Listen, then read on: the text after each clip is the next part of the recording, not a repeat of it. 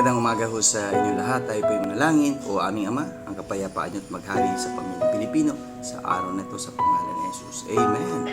Philippians chapter 4 and verse 23, the grace of our Lord Jesus Christ be with you. Amen. Nawa ang biyaya ng kaligtasan ay dumating sa inyong pamilya sa araw na ito at huwag na natin patigasin pang ating isipan. Tanggapin na natin si Jesus na ating maging Panginoon at tagapagligtas sa araw na ito. Tumalikod na tayo sa ating mga kasalanan. Katulad nga ni Noah, nag-preach siya na for about 120 years para mga tao ay tumalikod sa kanilang kasalanan. Bagamat, alam naman natin ang kwento na hindi lahat naniwala. Sa panahon na ito, lahat ng tao ay maniwala na si Jesus Cristo ay tagapagligtas at tanggapin si Jesus na maging kanilang Panginoon at tagapagligtas. Maraming po salamat. See you again tomorrow.